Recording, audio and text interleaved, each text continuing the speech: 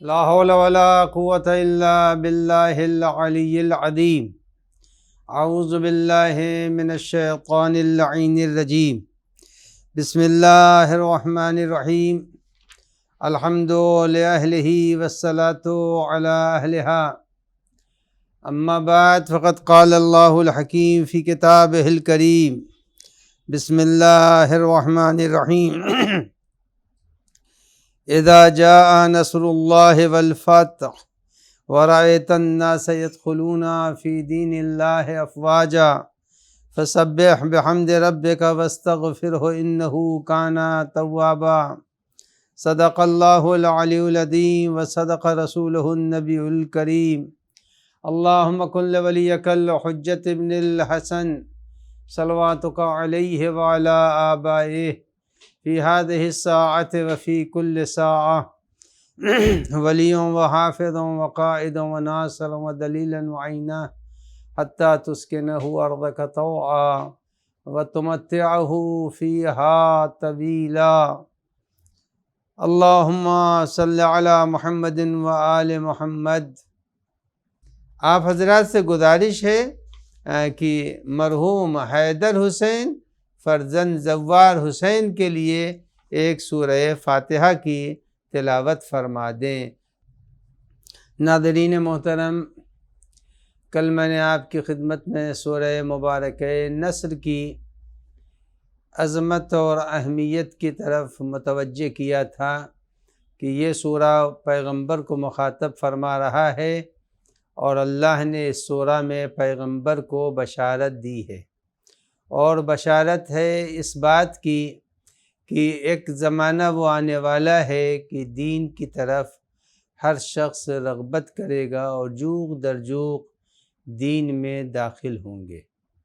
ایک بشارت یہ دی تھی۔ دوسری خبر اللہ نے اس سورہ مبارکہ کے ذریعے یہ دی تھی کہ ایک وقت وہ آنے والا ہے کہ آپ اللہ کی نصرت کے مستحق قرار پائیں گے اور ایک بہت بڑی کامیابی اور فتح آپ کے شامل حال ہوگی۔ اذا جاء نصر اللہ والفتح، تو اس آیے کریمہ میں اللہ نے نصرت اور فتح و کامیابی کی خبر دی ہے، یعنی وہ مکہ مکرمہ جس سے پیغمبر اکرم صلی اللہ علیہ وآلہ وسلم شب کے اندھیرے میں نکلے تھے، راہ کی ٹھوکریں کھاتے ہوئے غار حرا میں چھپ گئے تھے اور وہاں سے مدینہ ہجرت کی تھی۔ اللہ نے اس وقت بھی پیغمبر سے ارشاد فرمایا تھا، ان الذی فرض علیک القرآن لرادک الی معاد، اے میرے حبیب، مکے سے آپ جا تو رہے ہیں، ہجرت تو ضرور کر رہے ہیں، لیکن میں آپ کو پلٹاؤں گا۔ تو اس سورہ مبارکہ نصر میں اللہ نے اسی فتح مکہ کی خبر دی ہے۔ فتح مکہ ایک عجیب و غریب واقعہ ہے جو تفسیر کے اندر تفصیل سے بیان کیا گیا ہے۔ میں اس کی طرف اشارہ اس وقت نہیں کروں گا کہ فتح مکہ میں کیا ہوا، وہ ایک تاریخ کا باب ہے۔ ماہ مبارک رمضان کی مناسبت سے صرف سرسری تذکرہ کر دوں کہ وہ مکہ مکرمہ جس کی طرف سے کفار بار بار حملہ آور ہو رہے تھے، اللہ نے اس مکہ مکرمہ کو نبی کے قبضے میں قرار دیا، اور وہ لوگ جو پیغمبر پر پتھر پھینک رہے تھے اور لشکر کشی کر رہے تھے، پیغمبر اکرم نے اس موقع کے اوپر سب کو امان دی۔ سورہ مبارکہ نصر نے اتنا ہمیں سمجھا دیا کہ پیغمبر کو پتھر مارے گئے، پیغمبر کا بائیکاٹ کیا گیا، شیب ابی طالب میں محاصرہ کیا گیا، دیوانہ اور مجنون کہا گیا۔ ان ساری باتوں کے بعد جب پیغمبر کامیابی کی طرف بڑھ رہے اور فتح مکہ کے لیے نکلے ہیں، تو اس وقت دو نعرے تھے۔ ایک نعرہ تھا الیوم یوم الملحمہ، یعنی لشکر اسلام یہ کہہ رہا تھا کہ آج خوب کشت و خون ہوگا، الیوم یوم الملحمہ، تکے بوٹی کر دیے جائیں گے دشمنوں کے۔ ایک سبق یہ ملتا ہے کہ چاہے کتنا ہی کٹر دشمن کیوں نہ ہو، مگر پیغمبر کا طریقہ کار یہ تھا کہ جب انہوں نے اپنے اصحاب اور اپنے لشکر سے یہ آواز سنی الیوم یوم الملحمہ، آج کشت و خون کا دن ہے، آج تکہ بوٹی دشمنوں کی کر دی جائے گی، تو پیغمبر نے فوراً نعرے کو بدل دیا اور فرمایا کہ الیوم یوم المرحمہ، آج رحم و کرم کا دن ہے، دشمن سے انتقام لینے کا دن نہیں ہے۔ تو عزیزان گرامی، جب پیغمبر اکرم اپنے جانی دشمنوں کو معاف کر رہے تھے تو ماہ مبارک رمضان کی اس برکت میں ہمیں بھی چاہیے کہ ہم اپنے مخالفین کو معاف کر دیں۔ اپنے خلاف جن لوگوں نے کچھ غیبتیں کی ہیں، جن لوگوں نے ایذائیں پہنچائی ہیں، بدگمانیاں جن لوگوں نے پھیلائی ہیں، ان سب کو اس مہینے میں معاف کر دیا جائے، ان کی خطاؤں کو معاف کر دیا جائے، اس لیے کہ جس کسی نے بھی اس مہینے میں اپنے برادر مومن کی خطاؤں کو معاف کیا اور بحل کر دیا اور اللہ کو مخاطب کر کے فرمایا کہ خدایا ہماری غیبت جن لوگوں نے کی ہے، جن لوگوں نے ہم سے دشمنیاں کی ہیں، پالنے والے واسطہ ہے ان سب کو معاف فرما دے۔ ہماری طرف سے ان کے درمیان جو ایک دوریاں پیدا ہو گئی ہیں اور جو عذاب کا باعث بن رہی ہیں، ہم نے معاف کیا۔ تو خدا بھی ایسی جگہوں پر روایتوں میں یہ ہے کہ جب بندہ اپنے برادر مومن کو معاف کرتا ہے تو خدا اور اس کے درمیان جو گناہ ہیں اللہ اس کو بھی معاف کر دیتا ہے۔ تو اس سورہ مبارک نصر میں اللہ نے فتح و کامیابی کی بشارت دی ہے۔ ایک بات، اس کے بعد کہ وَرَأَيْتَ النَّاسَ يَدْخُلُونَ، اے پیغمبر آپ دیکھیں گے لوگوں کو کہ يَدْخُلُونَ فِي دِينِ اللَّهِ، اللہ کے دین میں۔ خود آیت نے یہ طے کر دیا کہ یہ دین اللہ کا ہے، پیغمبر کا لایا ہوا نظام نہیں ہے۔ آیت آپ دیکھیں گے يَدْخُلُونَ فِي دِينِ اللَّهِ افواجا، لوگ جوق در جوق آپ کے دین کی طرف آ رہے ہیں۔ تو ابھی دنیا کے اندر یہ کیفیت پیدا نہیں ہوئی ہے کہ اسلام کی حقانیت کو لوگ پہچانیں، لیکن آنے والے دنوں میں ایسا ہوگا کہ لوگ اسلام کی اچھائیوں سے باخبر ہوں گے۔ تو اب قرآن مجید نے خبر یہ دی ہے کہ اللہ کی مدد اور کامیابی کا زمانہ آنے والا ہے اور کامیابی کا دور آپ دیکھیں گے اپنی آنکھوں سے۔ اب ایک بات یہ ہے کہ اللہ مدد کن کن لوگوں کی کرتا ہے۔ جب اللہ کی مدد کی بات ہے تو قرآن کی ایک آیت کریمہ ہے اِنَّا لَنَنْصُرُ رُسُلَنَا وَالَّذِينَ آمَنُوا فِي الْحَيَاةِ الدُّنْيَا وَيَوْمَ يَقُومُ الْأَشْهَادُ۔ قرآن مجید نے فرمایا کہ اللہ مدد کرتا ہے ان لوگوں کی جو لوگ اللہ کے رسول ہیں۔ اِنَّا لَنَنْصُرُ رُسُلَنَا، ایک بات اللہ اپنے رسولوں کی مدد کرتا ہے، وَالَّذِينَ آمَنُوا، اور ان لوگوں کی اللہ مدد کرتا ہے جو لوگ ایمان لائے، فی الحیات الدنیا، اور دنیا کی زندگی میں۔ تو اب نصرت اللہ کی صرف اور صرف دو طبقے کے لیے مخصوص ہے، ایک انبیاء و مرسلین کے لیے ہے اور ایک مومنین کے لیے ہے۔ حیات دنیا میں دونوں کو اللہ نے اپنی مدد پہنچائی ہے۔ اب یہاں کے اوپر یہ ہے کہ بہت سے دنیا کے اندر لوگ زندہ ہیں جو اللہ کو نہیں مانتے، کمیونسٹ ہیں، جو اللہ کے مخالف ہیں اور بے دین ہیں، مگر وہ بھی تو زمین کے اوپر جی رہے ہیں۔ تو اب اس کا جواب صرف یہ ہے کہ دو قسم کی اللہ کی تقسیم ہے۔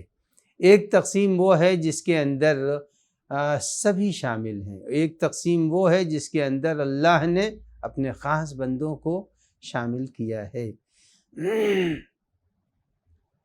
اس کی سامنے کی مثال میں دے دوں کہ اس ماہ مبارک رمضان میں 2 طریقے کے مہمان آپ کے ہیں۔ کچھ وہ افراد ہیں جو عمومی طور سے آپ نے مسجد میں افطار بھیج دیا اور اس کے اندر یہ بھی آپ کو نہیں معلوم کہ اس میں آج مسجد میں کون ہے اور کون نہیں ہے۔ ایک عمومی افطار آپ نے بھیج دیا مسجد کے اندر اور وہاں پہنچنے والوں نے افطار کر لیا۔ لیکن کچھ وہ افراد ہیں جن کو آپ اپنے گھر پر بلاتے ہیں اور بلانے کے بعد افطار کی دعوت دیتے ہیں، تو معلوم ہے 2 افطار آپ نے دونوں آدمیوں کو کرایا، مسجد میں بھی بھیج دیا ہے اور اس کے ساتھ ساتھ آپ نے افطار اپنے گھر پر بھی بلایا ہے۔ تو جن کو گھر پر بلایا ہے وہ آپ کی نظر میں مخصوص افراد ہیں جن کو آپ گھر کے اوپر دعوت دے رہے ہیں۔ اللہ نے بھی 2 تقسیمیں کر دی ہیں۔ کچھ وہ ہیں جو اللہ کی فیض اور اللہ کے کرم کو عمومی طور سے دنیا میں پاتے رہیں گے، چاہے وہ قاتل ہو یا نمرود ہو یا شداد ہو، کوئی بھی ہو، سب کو برابر سے آکسیجن ملے گا، برابر سے سورج کی کرنیں ملیں گی، برابر سے ہوا ملے گی۔ اس میں کوئی تقسیم نہیں ہے کہ مومن کو ملے اور غیر مومن کو نہ ملے، اللہ والوں کو ملے اور غیر خدا کو، اور جو لوگ اللہ کو نہیں مانتے انہیں نہ ملے، ایسی کوئی تقسیم نہیں ہے۔ اب اسی کو کہتے ہیں رحمان۔ رحمان وہی ہے جو عمومی طور سے سب کو اپنے فیض سے سرفراز فرمائے، مگر جب رحیم کی بات آتی ہے تو رحیم اس کو کہتے ہیں جس کا فیض مخصوص ان لوگوں کو ملتا ہے جو اللہ کی ذات اور اللہ کے اصول کو تسلیم کرتے ہیں، اللہ کو وحدہ لا شریک مانتے ہیں، اللہ کو عالم الغیب مانتے ہیں، صفات الہیہ جتنے بھی بیان کیے گئے ہیں اصول دین میں اس کا اقرار کرتے ہیں۔ ان کو اللہ مخصوص طریقے سے سپورٹ کرتا ہے۔ اسی کو قرآن مجید نے فرمایا اِنَّا لَنَنْصُرُ رُسُلَنَا وَالَّذِينَ آمَنُوا، ہم نے نصرت کی ہے ان لوگوں کی، مدد کی ہے ان لوگوں کی جن لوگوں نے اللہ کے پیغام کو پہنچایا بعنوان رسول، والذین آمنوا فی الحیات الدنیا، اور دنیا میں ان رسولوں پر ایمان بھی لائے۔ تو اب طے یہ ہو گیا کہ اللہ ان لوگوں کی نصرت کرتا ہے جو لوگ صاحب ایمان ہوتے ہیں۔ ایمان جو لائے گا وہ اللہ کا یقیناً سپورٹ پائے گا۔ اب یہاں کے اوپر میں چند انبیاء کا ذکر کر دوں جن کو قرآن مجید نے فرمایا ہے۔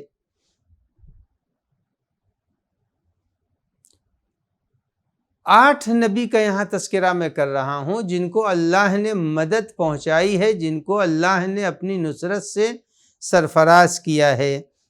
وہ 8 نبی کے میں نام لے لیتا ہوں، اس کے بعد سے اب آپ اس قرآن کی آیتوں کو سماعت فرمائے۔ اللہ جناب ابراہیم کا ذکر فرما رہا ہے، تو اللہ نے نصرت فرمائی تو ارشاد ہوا یا نارو کونی بردن و سلاما، ابراہیم علیہ السلام۔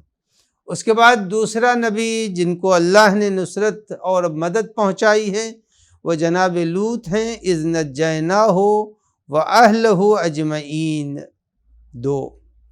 تیسرا نبی جس کو اللہ نے سپورٹ دیا اور مدد پہنچائی ہے نجینا شعیبا والذین آمنوا معہ 3۔ چوتھا نبی جناب صالح علیہ السلام، نجینا صالحا والذین آمنوا معہ۔ 5ویں جناب ہود علیہ السلام، نجینا ہودا والذین آمنوا معہ۔ جناب باری تعالیٰ نے جناب ہود علیہ السلام کے لیے فرمایا کہ میں نے ہود کو بھی نجات دی ہے۔ 5ویں جناب یونس علیہ السلام ہیں، اللہ فرما نجیناہ من الغم، ہم نے یونس کو غم سے نجات دی۔ اس کے بعد چھٹی ذات جناب موسیٰ علیہ السلام کی ہے، جن کو پروردگار عالم فرما رہا ہے کہ وَأَنْجَيْنَا مُوسَى وَمَن مَّعَهُ، ہم نے موسیٰ اور موسیٰ کے ہمراہ جو لوگ تھے انہیں نجات دی ہے۔ اس کے بعد جناب نوح کا انجیناہ وَأَصْحَابَ السَّفِینَہ، ہم نے نوح اور نوح کے کشتی پر بیٹھنے والے افراد کو نجات دی۔ تو اللہ نے 8 انبیاء کا تذکرہ فرمایا ہے، ابراہیم 1، لوط 2، شعیب 3، صالح 4، ہود 5، یونس 6، موسیٰ 7 اور نوح 8 نبی کا تذکرہ اللہ نے فرمایا۔ تو اللہ نے کیا فرمایا تھا؟ اللہ فرما رہا ہے کہ میں نے رسولوں کو نجات دی ہے، میں رسولوں کی مدد کرتا ہوں۔ اب قرآن کی تاریخ ہے، آپ حضرات سورہ مبارکہ ہود میں اور بھی سورہ شعراء میں جب مطالعہ فرمائیں گے تو ملے گا کہ اللہ نے جناب موسیٰ سے لے کر ابراہیم، انبیاء سب کو اللہ نے نصرت پہنچائی ہے۔ کوئی ایسا نبی نہیں ہے جس کی اللہ نے مدد نہ کی ہو، اور جب پیغمبر کی مدد کا وقت آیا تو اللہ نے وہاں کے اوپر وَأَيَّدَكَ بِنَصْرِهِ وَبِالْمُؤْمِنِينَ، تو اللہ نے پیغمبر کو بھی مدد پہنچائی ہے، أَيَّدَكَ بِنَصْرِهِ وَبِالْمُؤْمِنِينَ، ہم نے پیغمبر آپ کو مدد دی اور آپ کی مدد مومنین کے ذریعے سے بھی کی ہے۔ تو میں نے یہ جو 8 انبیاء اور 1 پیغمبر 9 نبی کا تذکرہ میں نے کیا، اس میں ہر جگہ کے اوپر ایک لفظ مشترک ہے۔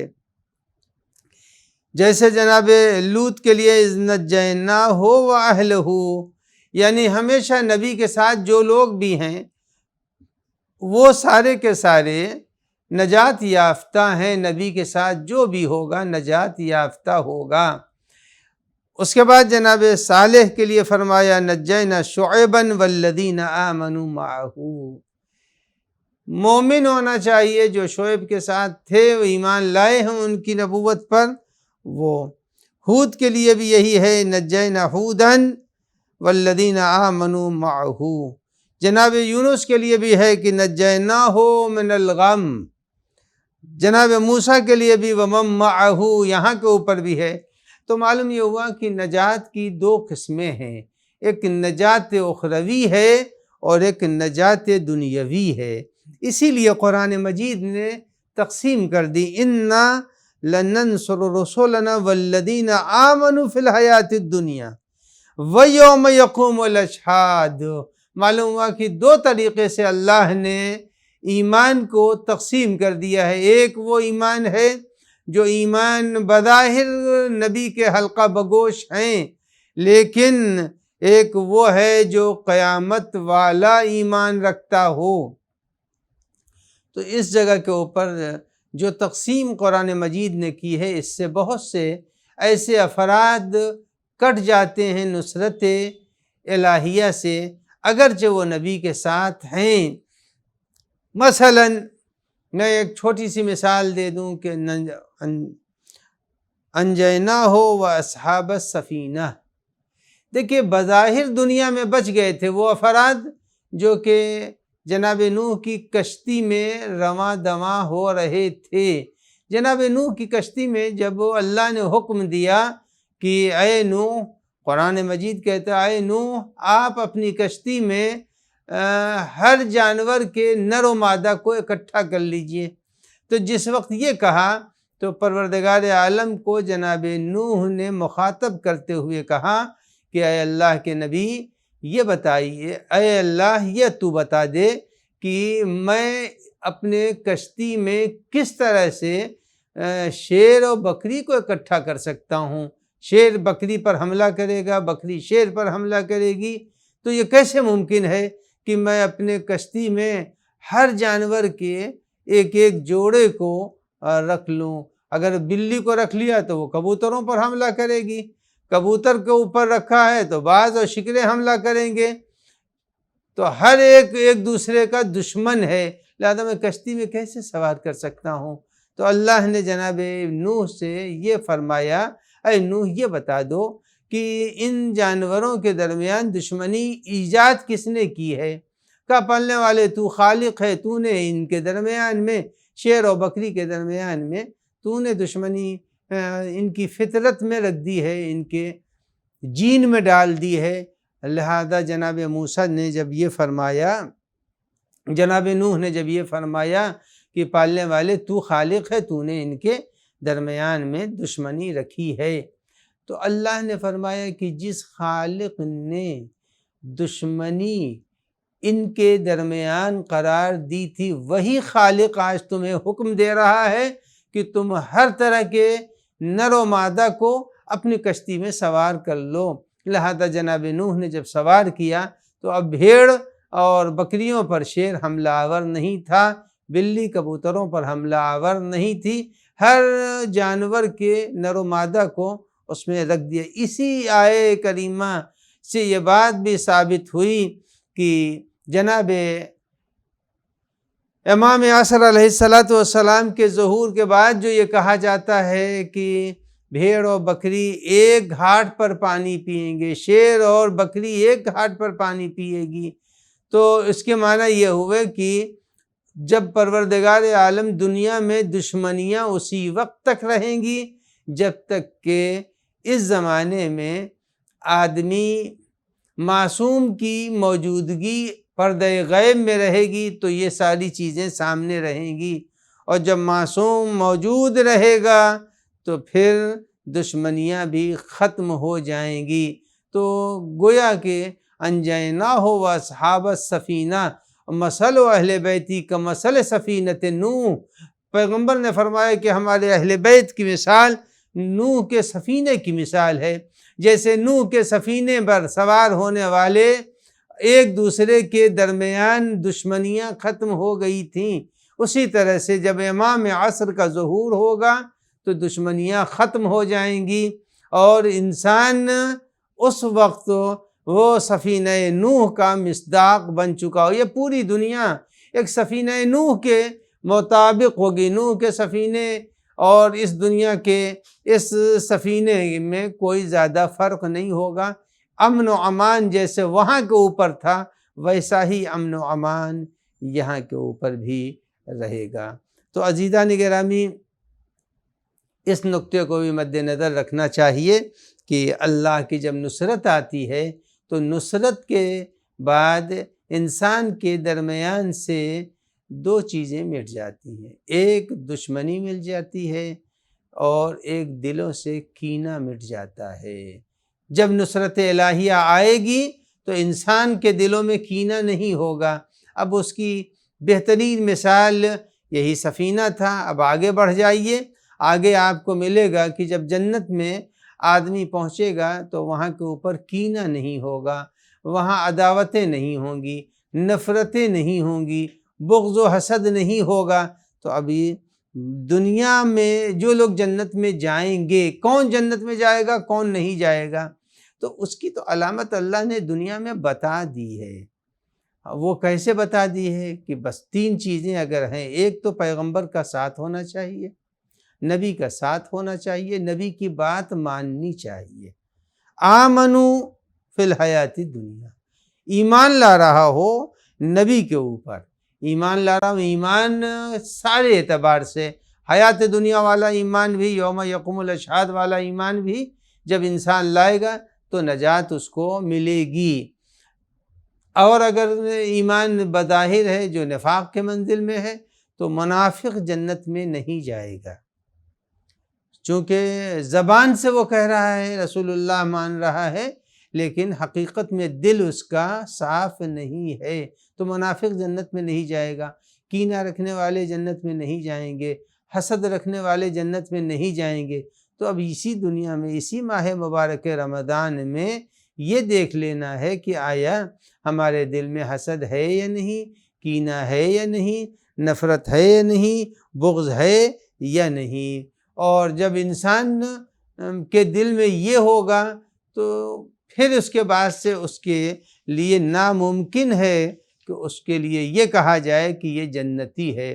تو ماہ مبارک رمضان اس لیے آیا ہے کہ آدمی اپنے اندر جسمانی روزہ نہ رکھے بلکہ روح کا روزہ رکھے۔ روح کے روزے کے لیے ضروری ہے کہ وہ تمام اچھائیاں جو قرآن مجید نے بیان کی ہیں، جو اہل بیت کی زندگی میں پائی جاتی ہیں، وہ ساری کے ساری خوبیاں اپنے اندر اتار لی جائیں۔ جب تک کہ اپنے وجود میں وہ ساری چیزیں نہیں اتاری جائیں گی، آدمی جنتی نہیں بن سکتا ہے۔ اب اس سلسلے میں کردار اہل بیت کو اپنے اندر اتارنا ہے، اور جب کردار اہل بیت کو اپنے اندر اتارنا ہے تو کیسے اتاریں گے، اس کے 2-3 طریقے آپ حضرات برابر سنتے ہیں کہ جناب فاطمہ زہرا سلام اللہ علیہا کی حیات طیبہ میں ملتا ہے کہ ان کے گھر ایک فضہ کام کرتی تھی، وہ ان کے خادمہ تھیں، ملازمہ تھیں، لیکن ان کی زندگی کا اصول یہ تھا کہ جس وقت ان کا دن آتا تھا، ایک دن غیب کر کے جناب فضہ سے کام لیا کرتی تھیں۔ تو جو دن ان کا تھا، فاطمہ زہرا کا تھا، اس دن وہ فضہ سے کام نہیں لیتی تھیں، بلکہ وہ خود سارے گھر کے امور کو انجام دیتی تھیں۔ آج بھی یہی اگر زندگی میں رائج ہے، جن کے گھروں میں ملازمہ نہیں ہے، بیوی کام کرتی ہے، تو کم سے کم اتنا تو کر سکتے ہیں کہ بیوی کو راحت پہنچا دیں، خود بھی کچھ کچن میں لگ جائیں۔ یہ کوئی ضروری نہیں کہ برتن بیوی ہی اٹھائے، افطار بیوی ہی لگائے، نہیں، آپ بھی کچھ کام کیجئے۔ اور اگر یہ زندگی میں اتر گیا ہے طور طریقہ تو پھر بہترین عمل ہے۔ یقیناً آثار فاطمہ زہرا کے اور زندگی شہزادی کی ہمارے یہاں پائی جا رہی ہے۔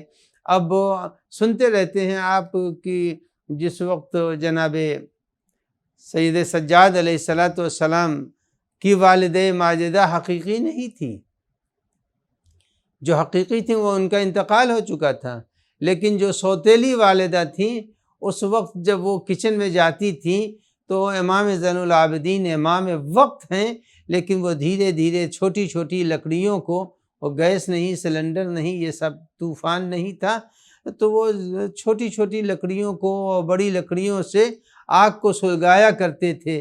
تو کسی نے سوال جب امام سے کیا کہ مولا یہ بتائیے آپ یہ جو عمل انجام دے رہے ہیں، تو امام علیہ السلام نے جو سبق دیا ہے اس وقت، وہ سبق ایسا ہے کہ جس کے اوپر آج ماہ مبارک کی دوسری تاریخ یقیناً ہے، لیکن ہر گھر میں اس پر عمل ہونا چاہیے۔ امام نے زندگی کے اس اہم مرتبے پر فائز ہونے کے باوجود ماں کے، اور وہ بھی سوتیلی ماں کے ساتھ کچن میں لکڑیوں کو سلگا رہے تھے۔ تو آج بھی ہماری زندگی میں امام کا اگر یہ عمل پایا جا رہا ہے تو یقیناً ہم کامیاب لوگوں میں شمار ہوں گے۔ ورنہ انسان کہنے کو تو بہت کچھ ہے، لیکن حقیقتاً عدالت انسان میں آ جانی چاہیے۔ عدالت کیسے آئے گی؟ اس کا بہترین طریقہ کوئی ضروری نہیں ہے کہ عدالت موسیٰ علیہ السلام کا زمانہ ہے، اور 2 سگے بھائی ہیں، ایک کا نام شداد ہے اور ایک کا نام شدید ہے۔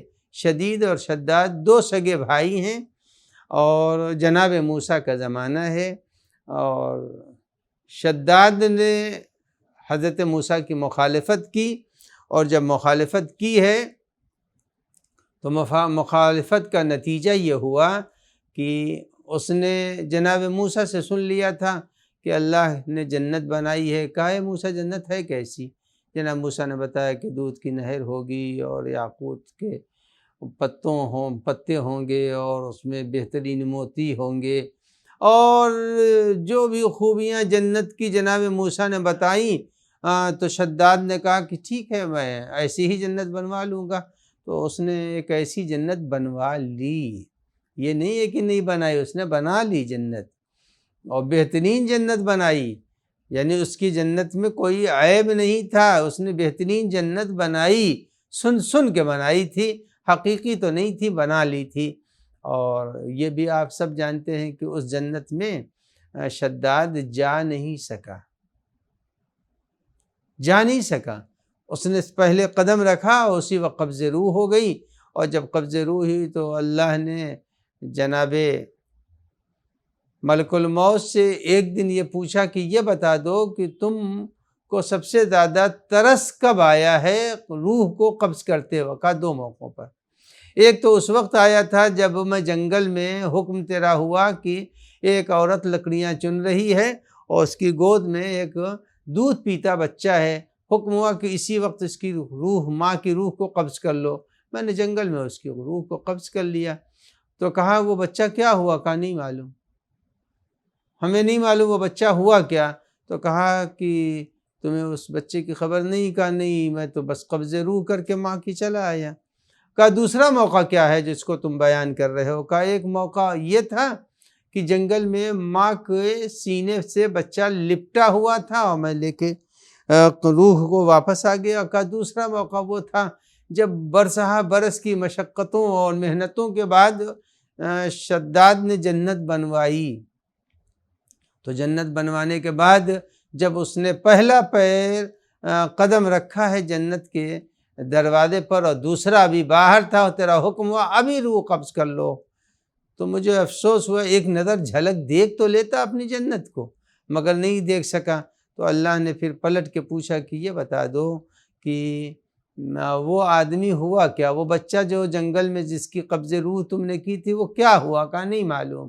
تو اللہ نے کہا کہ یاد رکھنا، جنگل میں جس کی ماں کی تم نے قبض روح کی تھی وہی بچہ بڑھتے بڑھتے میں نے اسے اتنا اختیار دیا، اتنی قدرت دی، اتنے دولت دے دی کہ اس نے میرا مقابلہ کرنا شروع کیا اور اپنے کو اس نے خدا منوانا شروع کر دیا۔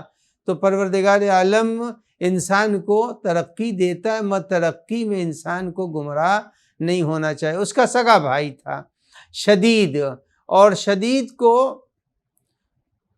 اللہ نے جیسے اس کو حکومت دی تھی، شدید کو بھی حکومت دی تھی۔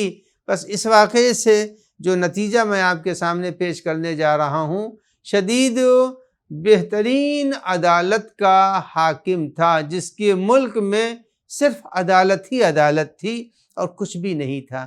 آج ہمارے ملک میں اگر یہ پیدا ہو جائے، فرد فرد کے اندر عدالت پیدا ہو جائے تو بہترین مسئلہ حل ہو جائے گا۔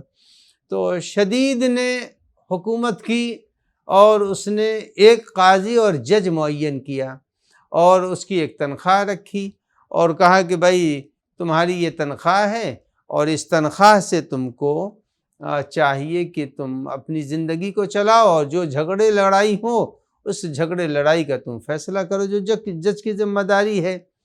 لیکن اس کی عدالت اتنی مشہور ہوئی کہ اس کے ملک میں کوئی جھگڑا ہی نہیں ہوتا تھا،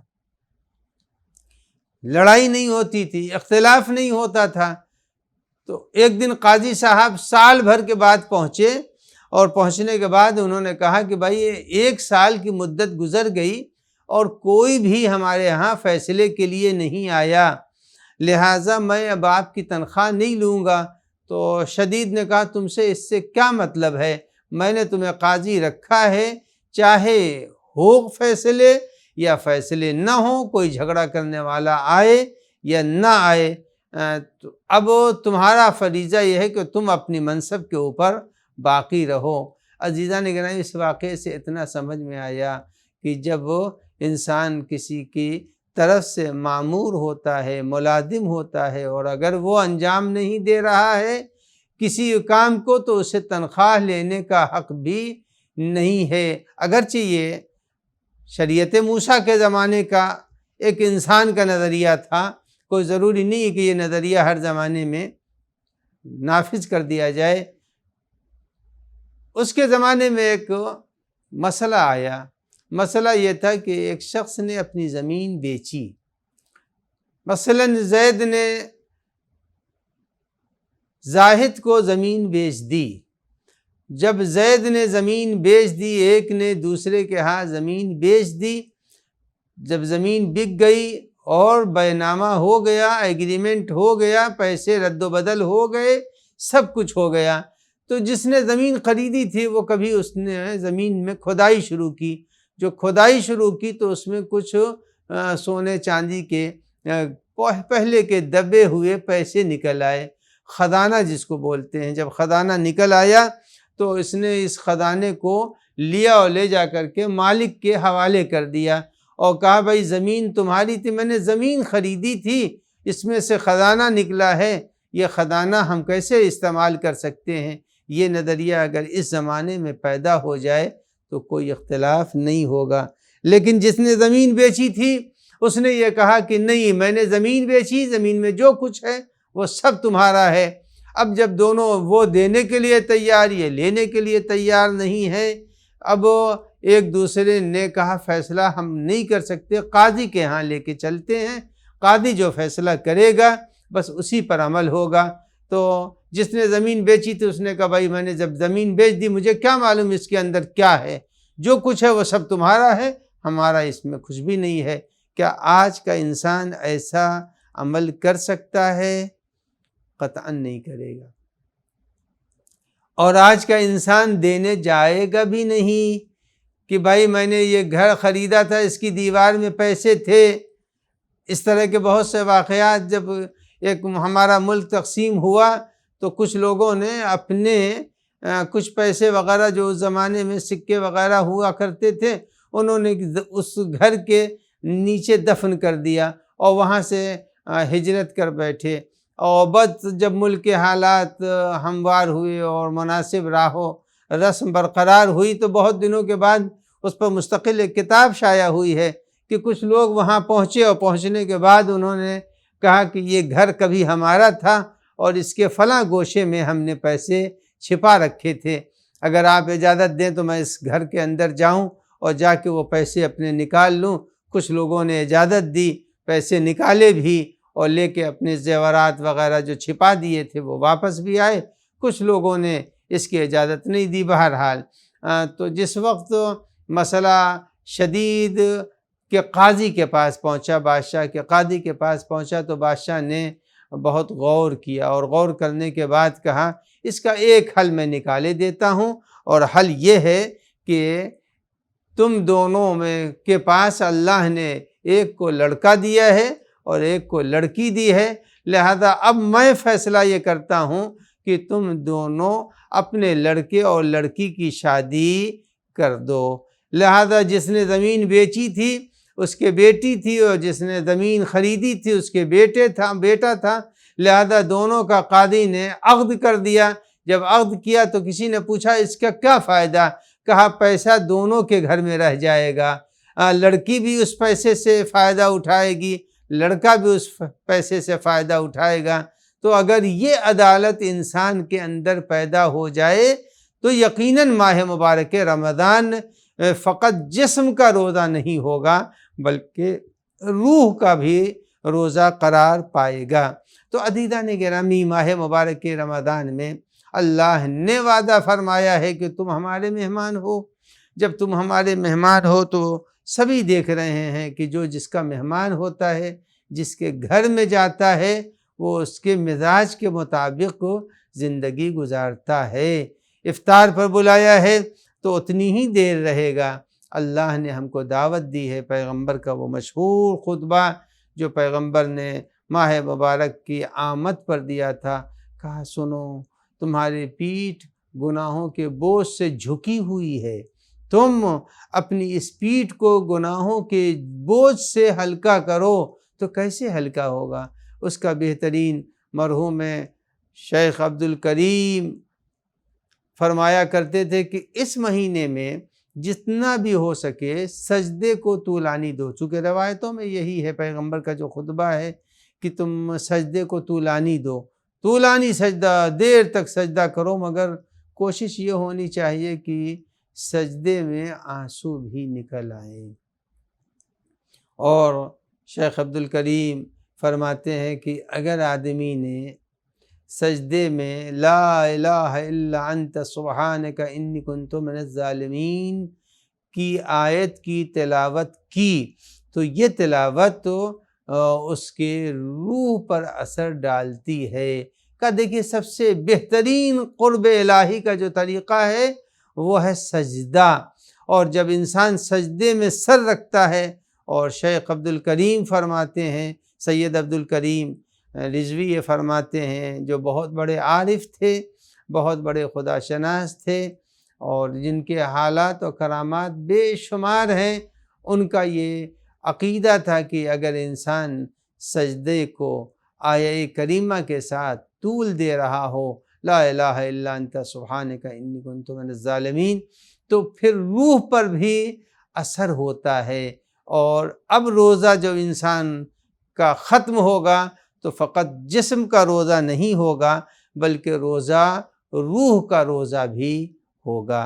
تو عزیزان گرامی، ہم ماہ مبارک رمضان میں خود اپنے نفس کو بھی نصیحت و وصیت کرتے ہیں کہ ہم بھی فقط جسم کا روزہ نہ رکھیں بلکہ روح کا روزہ رکھیں۔ روح کے روزے کے لیے ایک عدالت شرط ہے، دوسرے انصاف شرط ہے، تیسرے کینہ نکالنا دل سے شرط ہے، حسد اور بغض نکالنا دل سے شرط ہے۔ اگر یہ تمام چیزیں دل سے، اب ایک آدمی کو فیور بھی ہو رہا ہے، کھانسی بھی آ رہی ہے، نزلہ بھی ہے، تو جب دوا اسی وقت اثر کرے گی جب دھیرے دھیرے ساری بیماریاں اس کے جسم سے ختم ہو جائیں۔ تو ماہ مبارک رمضان ایک علاج کا نام ہے، جب علاج کا نام ہے تو گناہ کو ختم ہونا چاہیے استغفار کے ذریعے سے، حسد و کینے کو ختم ہونا چاہیے عفو و درگزر کے ذریعے سے۔ اور عزیزان گرامی، اس مہینے میں انسان کو جتنا زیادہ مل سکے پروردگار عالم کی بارگاہ سے اس کو حاصل کرنا۔ لمبی لمبی دعائیں کل میں نے بیان کیا تھا، وقت افطار دعا کو اللہ قبول کرتا ہے، لہذا جس قدر ہو سکے اپنی عبادتوں کو اپنے رب کے لیے خالص قرار دیں۔ اب جو انعامات یہاں سے ملتے ہیں، ان انعامات کے لیے میں صرف 2 سوال آپ کی خدمت میں پیش کر رہا ہوں۔ وہ 8 انبیاء کون تھے جن کو پروردگار عالم نے قرآن مجید میں نصرت پہنچائی ہے؟ 8 کے نام بتائیے۔ 1، دوسرے وہ کون سا بادشاہ تھا جس بادشاہ نے اپنے ملک میں امن و امان کو برقرار کیا تھا، اور جب خزانہ زمین سے ملا تھا تو اس نے کیا فیصلہ کیا؟ بس 2 کا جواب چاہیے۔ 8 نبی کا نام بتائیے اور اس بادشاہ کا نام، اور جو خزانہ ملا تھا اس کا فیصلہ اس کے قاضی نے کیا کیا۔ والسلام علیکم ورحمۃ اللہ وبرکاتہ۔ آپ حضرات سے گزارش ہے کہ مرحوم حیدر حسین فرزند زوار حسین کے لیے ایک سورہ فاتحہ کی تلاوت فرما دیں۔